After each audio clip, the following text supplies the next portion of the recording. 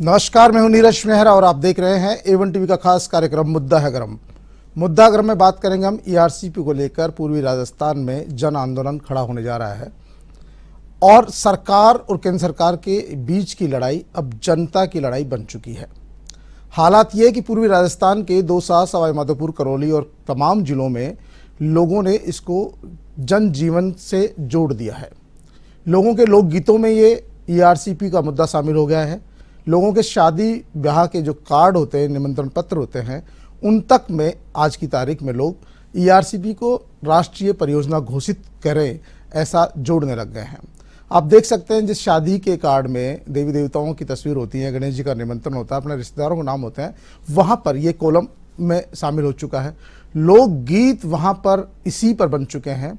तो इससे अनुमान लगाया जा सकता है कि कहीं न कहीं पूर्वी राजस्थान में ये जो है एक बड़ा जो रूप लेता जा रहा है।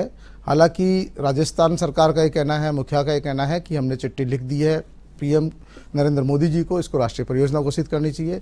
उधर प्रधानमंत्री जी या जल संसाधन मंत्री की तरफ से कहना है कि कई इसमें तकनीकी खामियां हैं, चिट्ठियाँ नहीं मिली है, तमाम बातें हैं। लेकिन फिर भी कहीं न कहीं ये ऐसा मुद्दा है, लोगों के जनजीवन से जुड़ा हुआ मुद्दा है और लोग इसके बारे में अभी स्वस्फूर्त जागरूक हो रहे हैं। भारतीय जनता पार्टी हो या कांग्रेस पार्टी हो, ऐसा लगता है पूर्वी राजस्थान में इस मुद्दे पर एकजुट है। इन्हीं तमाम बातों पर चर्चा के लिए मेरे साथ जुड़ रहे हैं राखी राठौड़ जी हैं भारतीय जनता पार्टी से। राखी जी, आपका बहुत बहुत स्वागत है। भरत मेघवाल जी है कांग्रेस पार्टी से। भरत जी, आपका भी बहुत बहुत स्वागत है। राखी जी, आप किस तरह देखती है, क्योंकि ये ERCP का मुद्दा जो है अब ये राजनीतिक नहीं, वहाँ स्थानीय लोगों का जो है कहीं न कहीं उनकी जीवन शैली का मुद्दा बन गया है। उनके लिए लग रहा है कि जीने मरण का सवाल हो गया है और लोग इसमें बगैर पार्टी के, बगैर किसी मतभेद के एकजुट नजर आ रहे हैं। लगता है अब राजनीतिक पार्टियों को भी इस मुद्दे पर ध्यान देना होगा। देखिए, निश्चित तौर पे जिस राजस्थान प्रदेश में हम लोग रहते हैं वहाँ पर पानी एक प्रमुख मुद्दा है। हमने देखा पिछले साल भी कि जालौर में एक बच्ची जिसकी पीने का पानी नहीं मिलने की वजह से डेथ हो गई। तो इस तरह की जब ऐसी घटनाएं हमारे राजस्थान में होती है तो निश्चित तौर पे हर तरह की सरकार, चाहे सेंट्रल गवर्नमेंट हो चाहे स्टेट गवर्नमेंट हो, पानी के लिए संवेदनशील होना ही चाहिए। आज का मुद्दा क्योंकि ERCP है, इसीलिए मैं चाहूंगी नीरज जी आप मुझे समय दें जिससे कि मैं इस बात को एक्सप्लेन कर सकूं कि क्या तो इस पे प्रॉब्लम है, क्या समस्या आ रही है और इसका समाधान भी क्या है। क्योंकि ये मुझे लगता है चर्चा इनकम्प्लीट होगी जब तक हम समाधान की बात नहीं करते, क्योंकि प्रॉब्लम तो सभी लोग बताएंगे कि ये प्रॉब्लम है, ये प्रॉब्लम है। तो सबसे पहले मैं ये बताऊं कि ERCP को अब तक क्यों ऐसा नहीं हुआ कि ये राष्ट्रीय परियोजना के रूप में आकार नहीं ले पाई। प्रॉब्लम क्या है, देखिए, किसी भी परियोजना को सबसे पहले अटल बिहारी वाजपेयी जी के कार्यकाल के अंदर सभी जो लिंक्स हैं, जो अपनी रिवर्स हैं, इनकी लिंकेज का एक प्रोजेक्ट बना जिनमें इन्हें जोड़ करके एक्सेस पानी जो है उनको मिला करके काम करने का प्रयास किया गया और 31 लिंक जो है वो पूरे भारत देश के अंदर स्टैब्लिश हुए, जिसमें से एक लिंक हमारा था। क्योंकि देखिए ये तमाम बातें हम चर्चा करेंगे, लेकिन जो अभी जो फिलहाल मुद्दा बना हुआ है, वहाँ के जो लोग हैं, सारे लोग हैं, वो ये नहीं जानना चाहते कि इसमें राजस्थान सरकार की कोई गलती है या उनकी तरफ से कोई कमी है। वो चाहते हैं कि भारत सरकार और राजस्थान सरकार दोनों मिलकर, क्योंकि देखिए प्रदेश की जनता, सूबे की जनता, देश की जनता है। अगर ये राष्ट्रीय परियोजना बनती है तो आने वाले समय में हो सकता है इसका तत्कालिक लाभ नहीं मिले, पर आने वाले समय में आने वाली जो पीढ़ियां हैं उनको इसका लाभ मिलने वाला है। आप जो तकनीकी बात बता रही हैं वो तकनीकी बात तो मुझे लगता है कि नीरज जी, मैंने आपसे पहले रिक्वेस्ट की थी, अगर आप मुझे समय देंगे तभी अपनी बात बता पाऊंगी। अगर लोगों तक भी ये बात जानी बहुत जरूरी है, क्योंकि जब तक उनको ये मालूम नहीं होगा कि किस राह की तरफ चलना है, किस तरफ एक्शन करना है, किस तरफ अटैक करना है, मुझे लगता है सोल्यूशन तक नहीं पहुंच पाएंगे। मुझे लगता है अनइंटरप्टेड आप मुझे टाइम देंगे जिससे मैं इस बात को कह सकूं। कोई भी राष्ट्रीय परियोजना के लिए जरूरी है कि वहां पर जो प्रोजेक्ट बने वो 75% डिपेंडेबिलिटी पे बने। अभी जो प्रोजेक्ट स्टेट गवर्नमेंट ने दिया है वो 50% डिपेंडेबिलिटी पर है। अब मैंने आपको ऐसे शब्दों का प्रयोग किया, आप मुझसे पूछेंगे कि ये चीजें होती क्या है एक्चुअली। मैं नहीं पूछ रहा, मुझे पता है सब आप अपनी बात, क्योंकि देखिए आप इंटरप्ट मत कीजिए। 75% डिपेंडेबिलिटी का मतलब ये हुआ कि जितने पानी का आप टारगेट रखते हैं, ये अज्यूम करते हैं कि 4 साल के अंदर 3 साल का पानी मिलेगा, 1 साल पानी मुझे नहीं मिलेगा। 50% डिपेंडेबिलिटी का मतलब यह है कि अगर 4 साल के लिए मैंने किसी पानी की उपलब्धता का कोई प्रोग्राम बनाया है तो वो 2 साल उपलब्ध होगा, 2 साल उपलब्ध नहीं होगा। आप ये समझिए इस बात को कि अगर सरकार 50% डिपेंडेबिलिटी पे कोई प्रोजेक्ट बनाएगी तो उस प्रोजेक्ट को सक्सेसफुली रिटेन रखने के लिए आप ये मानिए कि वो सरकार मानती है कि जो पानी का टारगेट ले रही है वो 2 साल तो अवेलेबल होगा, 2 साल अवेलेबल नहीं होगा, और अगर नहीं होगा तो प्रोजेक्ट फेल होगा, प्रोजेक्ट सक्सेसफुल होना चाहिए। इसीलिए वो स्ट्रक्चर को बड़ा करेगी, पानी का ज्यादा भराव करेगी, जिससे कि दिन 2 सालों के अंदर पानी नहीं आएगा, उसमें सप्लाई प्रॉपर हो सके। अब प्रॉब्लम क्या है, देखिए, बड़ा स्ट्रक्चर अगर बनाएंगे तो छोटे छोटे जो स्ट्रक्चर्स हैं वो फेल हो जाएंगे, बड़ा स्ट्रक्चर अगर बनाएंगे तो डाउन स्ट्रीम पे जो चीजें चल रही हैं वो फेल हो जाएंगी। और अगर मध्य प्रदेश भी इसी तरह से 50% डिपेंडेंट, राखी जी मैं आपको रोकना चाहता हूं, देखिए आपने तकनीकी बात की, लेकिन मैं आपको रोकना चाहता हूं, सीधे ले चलता हूं मैं दौसा में, जहां के लोग इस विषय को लेकर बड़ा आंदोलन बनाने जा रहे हैं। आप तकनीकी बात कर रहे हैं, सरकार भी तकनीकी बातें कर रही है, लेकिन देखिए जब जनता ऐसे मुद्दों को पकड़ती है तो आपकी तकनीकी बातें रह जाती है और सरकारों को देखिए मेरी बात सुनिए, जब जनता सड़कों पे आती है ना, तब फिर ये तकनीकी बातें सरकारों को करनी पड़ती है। अभी आप राजस्थान सरकार पे डाल देंगे कि राजस्थान सरकार नहीं कर रही है, राजस्थान सरकार कहेगी कि हम जो है हमने हमारी खानापूर्ति पूरी कर दी है, अब केंद्र सरकार को करना है। लेकिन अब देखिए मैं आपसे बात कर रहा हूं कि सीधे सीधे वहां पे लोग इसको किस तरह से देख रहे हैं। हिम्मत सिंह जी, क्या नमस्कार, आप मेरी बात सुन रहे हैं? हिम्मत सिंह जी,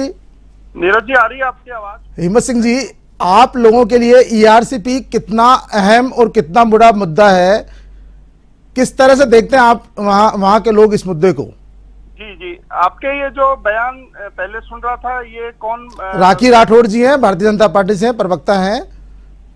अच्छा, पहले तो मैं आपका जवाब दे दूं। देखिए नहीं, आप तो अपनी बात रखो। आप तो हिम्मत सिंह जी, आप तो अपनी वहां के लोगों की बात रखिए कि वहां के लोग इसको किस तरह से देखते हैं। आप लोगों के लिए इस ईआरसीपी का क्या महत्व है, कितना किस तरह से? एक मिनट राखी जी, आपकी बात तो कंप्लीट करूंगा ही, आपकी कुछ चीजें पता लगेगी ना आपको भी। जी, देखिए 13 जिलों का प्रोजेक्ट था। 2016 में वसुंधरा राज्य सरकार ने एक प्रोजेक्ट बनाया था ईस्टर्न केलान के नाम से, जी, पूर्वी राजस्थान नहर परियोजना, ईआरसीपी के नाम से। और 2016 से ये प्रोजेक्ट में जो इन्होंने प्रोजेक्ट बनाया था 13 जिलों के लिए था।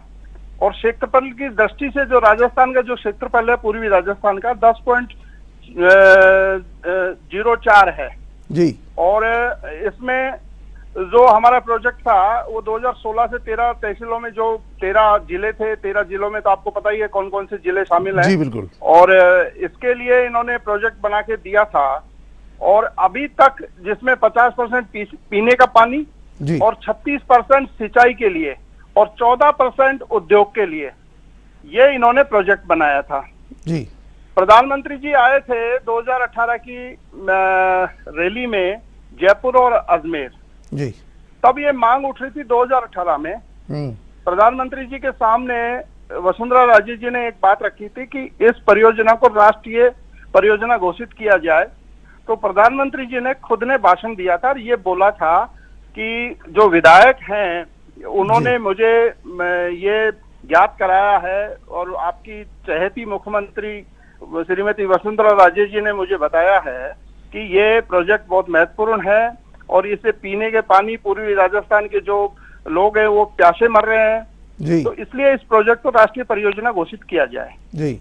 अब जो आपकी जो ये मैडम है बीजेपी की, ये कह रही हैं कि ये प्रोजेक्ट गलत बनाया गया। नहीं, अभी ऐसा अभी हिम्मत सिंह जी इन्होंने अभी ये बात नहीं कही है। इन्होंने कहा कि इन्होंने ये कह रही है कि ये इन्होंने एक डीपीआर का जो मुद्दा, हाँ डीपीआर वाला मामला है।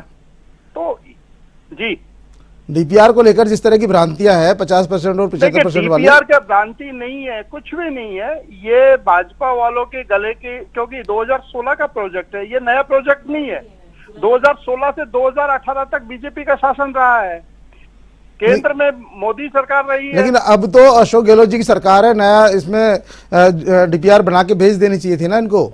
नहीं, भेज दिया, 2 बार भेज दिया, अब उसको स्वीकार। अब मैं आपको है ना राखी जी की बात सुनाता हूँ। हिम्मत सिंह जी आप थोड़ा ध्यान से सुने।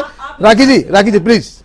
मैं हिम्मत सिंह जी, सबसे पहले तो ये प्रोजेक्ट जो है वो नवंबर 2017 के अंदर सबमिट हुआ था सेंट्रल गवर्नमेंट में। सबसे पहले आप तारीख तय कर लीजिएगा, चेक कर लीजिएगा क्योंकि डेटा मैं साथ लेकर आता हूं।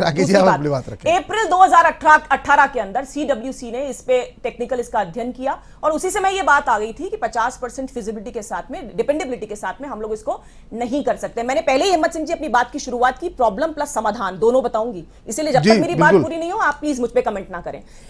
मैंने आपसे बात कर रही थी 75% डिपेंडेबिलिटी और 50% डिपेंडेबिलिटी की। देखिए प्रॉब्लम क्या आएगी अगर हम लोग इस इतने बड़े बड़े प्रोजेक्ट बनाएंगे, अगर एमपी भी इसी तरह से 50% डिपेंडेबिलिटी पे अपने प्रोजेक्ट बनाएगा तो एमपी अपस्ट्रीम पर है, हम डाउनस्ट्रीम पर है। अगर उसने इतना बड़ा प्रोजेक्ट बनाया तो डाउनस्ट्रीम में हमारे जो स्ट्रक्चर्स जो हमें पीने का पानी, चाहे हमारा कोटा बैराज का हो या राणा सागर बांध हो, इन सब में पानी आना प्रॉब्लम हो जाएगा। जो पानी का पीने का पानी अवेलेबल हो रहा है राजस्थान में उसमें भी समस्या आ जाएगी। इसीलिए एक पॉलिसी बनाई है, ये पॉलिसी ऑल ओवर इंडिया है, ये ऐसा नहीं है कि सिर्फ राजस्थान के लिए या किसी के लिए है। 75% फिजिबिलिटी डिपेंडेबिलिटी के साथ में अगर प्रोजेक्ट बना के देती है स्टेट गवर्नमेंट तो निश्चित तौर पे, और मैं जब यहां पर अपने पार्टी की प्रतिनिधि के रूप में बैठी हूं तो निश्चित तौर पे ये इस बात को क्लेम करती हूं कि अगर इस तरह का कोई प्रोजेक्ट आता है जिसके अंदर 75% डिपेंडेबिलिटी के साथ में स्ट्रक्चर बनाएगा तो 100% राष्ट्रीय परियोजना वहां पर होगी। अब देखिए मुख्यमंत्री जी लगातार क्या कर रहे हैं, वो सिर्फ और सिर्फ पॉलिटिक्स कर रहे हैं। क्या पॉलिटिक्स की? पहली बात, बजट घोषणा के अंदर इसको अनाउंस किया। मैं बताना चाहूंगी मुख्यमंत्री जी को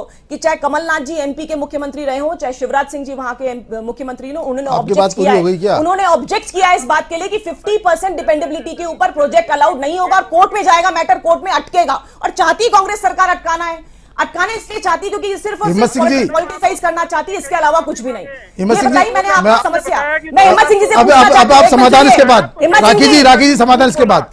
नहीं, सवाल पूछे, मुख्यमंत्री जी ने एक भी मीटिंग अटेंड की क्या? जो राखी जी एक बार उनसे बात करेंगे। पहले कांग्रेस प्रतिनिधि क्या कह रहे हैं? भरत जी ने सीधे आरोप लगाया कि मुख्यमंत्री जी पॉलिटिक्स कर रहे हैं। हिम्मत सिंह जी एक बार कांग्रेस प्रतिनिधि को सुन लेते हैं।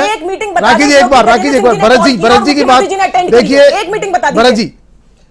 नीरज जी, जैसे भी हिम्मत सिंह जी ने कहा है, मैं इस बात को जरूर ये कहना चाहूंगा कि अगर राजस्थान का अपन भौगोलिक क्षेत्रफल देखें तो ये देश का 10.41% हिस्सा होता है, लेकिन वहीं अगर हम भूजल स्तर और इसका वाटर सरफेस देखें तो ये आक्षेप लगा रहे हैं। बिल्कुल मुख्यमंत्री जी वाली बात क्या है? सरकार की तरफ भूजल स्तर है। अब सरकार की तरफ से जो प्रयास हुए, इस हिसाब से देखा जाए, बिल्कुल नीरज जी मैं अपनी बात को कंप्लीट करना चाहता हूं। अगर इस हिसाब से देखा जाए तो राजस्थान एक सूखा प्रदेश है और यहाँ पे जल पूर्ति के लिए बारिश के अलावा और कोई साधन नहीं है। मुझे बड़े शर्म के साथ कहना पड़ता है कि हमारे देश के प्रधानमंत्री झूठ बोलकर जाते हैं और इस राजस्थान के जल संसाधन मंत्री जी, जो गजेंद्र सिंह शेखावत जी राजस्थान से आते हैं, वो इस देश के राजस्थान के प्रदेश को देखिए। भरत जी से यही जानना चाह रहे हैं, कि राजस्थान सरकार की तरफ से क्या प्रयास किए गए? राखी जी ने सीधा कहा कि राजस्थान सरकार की तरफ से कोई प्रयास नहीं किया गया। आपको क्या लगता है सरकार ने क्या प्रयास किए? नीरज जी, अगर बात राजस्थान सरकार की जाए तो राजस्थान सरकार ने ईआरसीपी प्रोजेक्ट पर अभी तक 1000 करोड़ रुपए खर्च किए जा चुके हैं और बजट 2022 के अंदर 9600 करोड़ का प्रावधान किया जा चुका है। अगर देखा जाए ईआरसीपी टोटल प्रोजेक्ट लगभग 60,000 करोड़ का है और 60,000 करोड़ में अगर आप बात करती हैं 75% की, तो 75% का लगभग होता है 46,000 करोड़। किसी एक प्रोजेक्ट के ऊपर 46,000 करोड़ रुपए लगाना, किसी अगर 75% किसी एक के ऊपर लगाना, 46,000 करोड़ किसी एक प्रोजेक्ट पे लगाना मामूली बात नहीं है। और मैं फिर ये कहना चाहूंगा कि राष्ट्रीय परियोजना की आप बात करते हैं, इस देश में 16 राष्ट्रीय परियोजनाएं चल रही हैं, 16 राष्ट्रीय परियोजनाएं, लेकिन अभी तक राजस्थान में एक भी राष्ट्रीय परियोजना घोषित नहीं की गई है। प्रधानमंत्री जी कहते हैं कि हम किसान हितैषी हैं, हम किसान के हित में बात करते हैं, तो ये किसान के हित में बात करने वाले ईआरसीपी को राष्ट्रीय परियोजना क्यों नहीं घोषित करते? राष्ट्रीय परियोजना अगर घोषित होती है तो किसानों के साथ साथ उद्योगों का भी विकास होता है, निवेश बढ़ता है, पीने का पानी मिलता है। 2 लाख भरत जी मालूम है तो करवाइए। भरत जी, राखी जी, मैं आप दोनों को रोकना चाहूंगा, आप दोनों को रोकना चाहूंगा। मैं हिम्मत जी से बात करता हूँ। हिम्मत सिंह जी, आपने दोनों नेताओं को सुना, कांग्रेस और भारतीय जनता पार्टी के दोनों को नेताओं को सुना। हिम्मत सिंह जी, आपको क्या लगता है वाकई में इस पर राजनीति हो रही है? एक बार भरत जी एक बार हिम्मत सिंह जी को सुनिए, स्थानीय किसान नेता को सुनिए। देखिए राखी जी, भरत जी एक बार स्थानीय किसान नेता को सुनिए। हाँ हिम्मत सिंह जी, आपने दोनों नेताओं को सुना, कांग्रेस बीजेपी अपनी अपनी बात कह रही है, आपको क्या लगता है फुटबॉल बन गई है ये योजना? देखिए, इन दोनों की राजनीति को हम आईना दिखाएंगे। अभी 2023 का चुनाव आने दो, इन सबको घुटनों के बल लाएंगे, ये हमारा वादा है। क्योंकि इन्होंने जो राजनीति कर रहे हैं, एक दूसरे पर आरोप लगा रहे हैं। पहले तो मैं ये कहना चाहूंगा कि देखिए, वसुंधरा राजे जी को माफी मांगनी चाहिए कि उन्होंने प्रोजेक्ट गलत बना के दिया। उन्होंने चुनाव से पहले ये प्रोजेक्ट बनाया 2017 में, हालांकि 2016 का प्रोजेक्ट है, ये मैडम जो कह रही हैं ये 2017 की मान लीजिए, 2017-18 में चुनाव हुआ, तो इनको वसुंधरा जी को माफी मांगनी चाहिए कि इन्होंने प्रोजेक्ट गलत 4 साल से तो गहलोत जी की सरकार है ना, लेकिन 4 साल से तो गहलोत जी की सरकार है ना। नहीं, अभी की बात कह रहे हैं कि ये कह रहे हैं कि साहब ये प्रोजेक्ट गलत बनाया है, तो प्रोजेक्ट डीपीआर जी एक बार हिम्मत सिंह जी को बात कंप्लीट करना, गलत बनाई थी, हिम्मत सिंह जी को बात कंप्लीट करने दो, उन्होंने वोट लिया, हिम्मत सिंह जी को बात कंप्लीट करने दो एक बार, वोट लिया हमसे। हिम्मत सिंह जी को अपनी बात कंप्लीट करने दें। राखी जी भरत जी एक बार, राखी जी भरत जी एक बार, भरत जी राखी जी एक बार, हिम्मत सिंह जी को सुने एक बार। हिम्मत सिंह जी आप अपनी बात जारी रखें।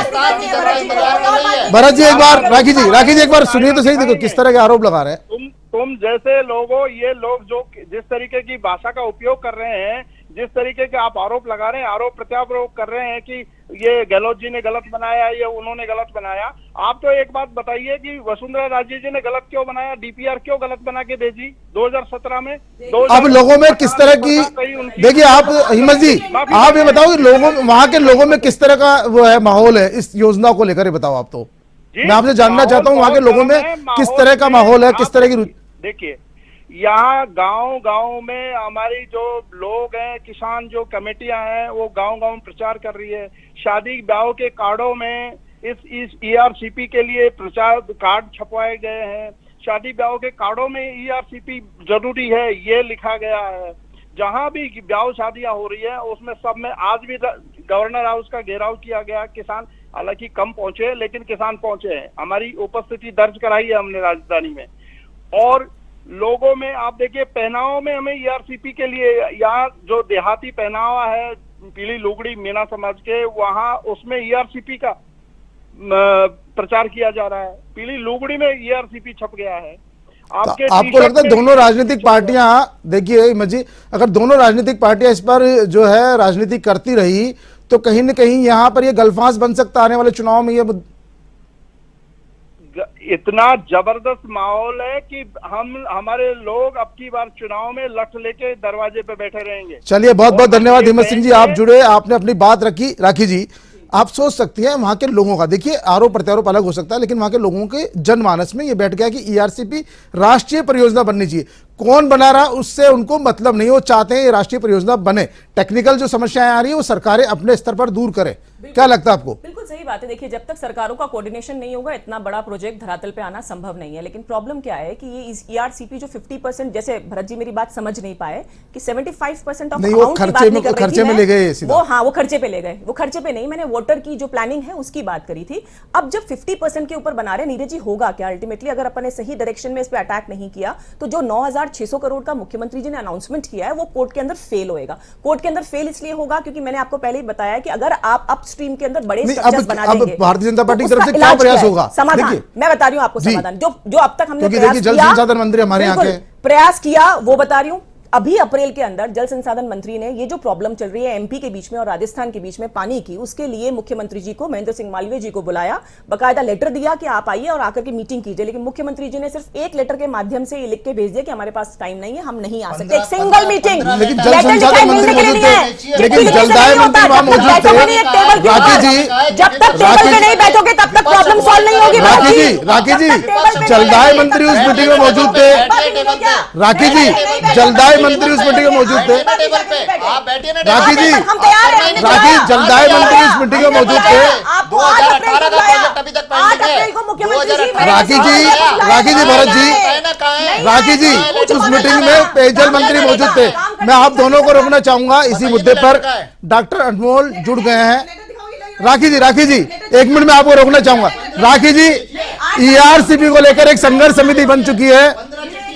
राखी जी ईआरसीपी को लेकर एक संघर्ष समिति बनी है दौसा में और उनके डॉक्टर अनमोल जोरवाल हमसे जुड़ चुके हैं। अनमोल जी जानना चाहेंगे कि आखिरकार, देखिए आपने सुना होगा हमारे बिल्कुल मैं लगातार दोनों लोगों की बात को सुना होगा। भारतीय जनता पार्टी की जो प्रवक्ता है वो भी कह रही है कि सरकार की तरफ से कोई प्रयास नहीं किया गया।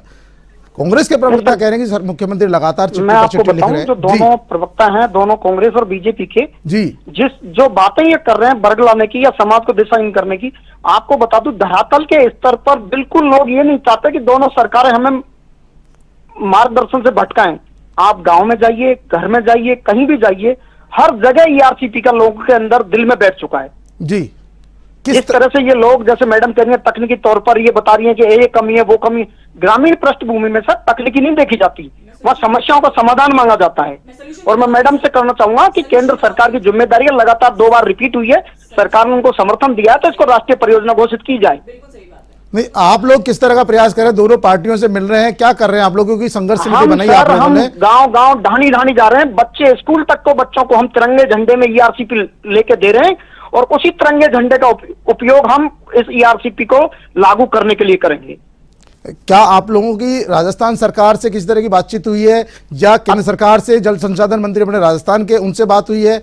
क्या लग रहा है ये दोनों तरफ से? क्योंकि जिस तरह आपने देखा होगा, अभी जिस तरह प्रवक्ता बात कर रहे हैं, इसी तरह से दोनों सरकारों के बीच ये फुटबॉल बन चुका है एक तरह ईआरसीपी, और कहीं अभी आगे जी दोनों सरकारें अपने अपने मुद्दे, अपने अपने रोटियां सेकने के चक्कर में, हम कह रहे हैं कि जनता को अपनी रोटी चाहिए, हमें पानी चाहिए, हमें ईआरसीपी चाहिए।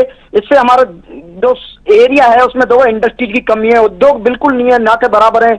हमारे यहाँ पर किसी प्रकार के कोई एजुकेशन हब नहीं है, तो जनता में गरीबी का आलम बहुत ज्यादा है, और पानी के बगैर ना कोई कमाई होती है, ना प्यास बुझती है। और आप डांग क्षेत्र में चले जाइए, इधर अलवर तक चले जाइए, जो 13 जिले, इन 13 जिलों में बड़ी समस्या है।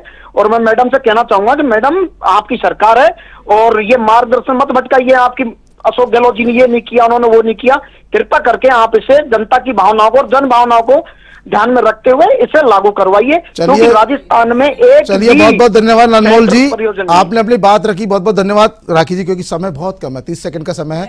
आप चाहती है क्या होना चाहिए? देखिए, क्योंकि कंक्लूड इसका सोल्यूशन होना चाहिए, ये नेशनल प्रोजेक्ट होना चाहिए, बड़ा प्रोजेक्ट है, लगभग 40,000 करोड़ का ये प्रोजेक्ट होगा, जिसके अंदर 90:10 का रेशियो अगर बनता है तभी ये फिजिबिलिटी होगी। सरकार, मैं मानती हूँ इस बात को कि बड़ा प्रोजेक्ट है, इसीलिए स्टेट गवर्नमेंट इस हालत में, अभी वैसे भी वित्तीय स्थिति अशोक गहलोत जी के आते कंगाल हो ही जाता है, तो नहीं है पैसा, लेकिन लोगों को ग्राउंड लेवल पे सुरक्षा फैसिलिटी देने के लिए ये जरूरी है कि इंटरलिंक्ड रिवर्स सर्विसेज के माध्यम से इसको लिया जाए। और मैं गारंटी देती हूँ मेरे पार्टी की तरफ से, अगर आप इसको टेक्निकली ठीक करके भेजते हैं 1 महीने के अंदर, कि पानी के ऊपर राजनीति नहीं होनी चाहिए।